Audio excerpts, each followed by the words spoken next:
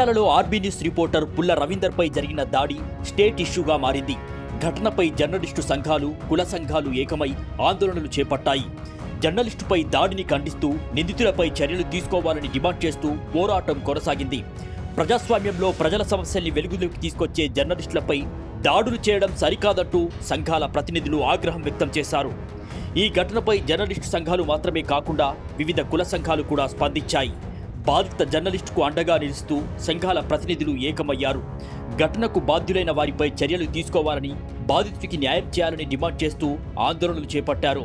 ఇక నిందితుడిని అరెస్టు చేసేదాకా కదిలేది లేదని, పోరాటం ఆగబోదని బీసీ, ఎస్సీ, ఎస్టీ జేఏసీ ప్రకటించడం, కొన్ని గంటల పాటు అంబేద్కర్ సెంటర్లో నిరసన కూడా చేపట్టారు.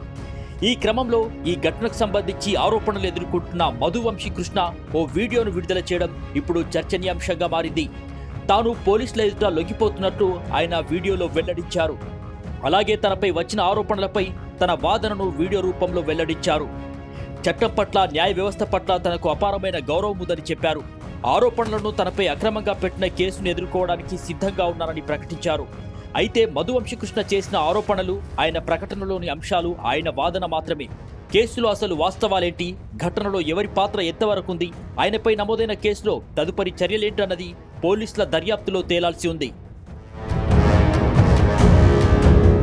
గత ఆదివారం రోజు చిట్టాల మండల కేంద్రానికి చెందినటువంటి ఆర్బీ న్యూస్ రిపోర్టర్ పుల్ల రవితేజ దంపతులపై దాడి జరిగిన విషయంలో మరి ఆ దాడికి నాకు ఎలాంటి సంబంధం లేకున్నప్పటికీ మరి ఉద్దేశపూర్వకంగా ఆ దాడి నేను చేసిన అని చెప్పడం ఇది సరైనది కాదు. ఆ దాడి జరిగిన సంఘటనలో ఎవరెవరైతే ఉన్నారో ఎవరెవరు ప్రమేయం ఉందో వాళ్ళు నిష్పక్షపాతంగా పోలీసు వ్యవస్థ, న్యాయ వ్యవస్థ ఉంది. కానీ ఎలాంటి సంబంధం లేకుండా మరి ఆ రోజు నేను లేనప్పటికీ ఉద్దేశపూర్వకంగా మరి మధువంశీ మా మీద దాడి చేసిందని చెప్పడం ఇది సరైన పద్ధతి కాదు.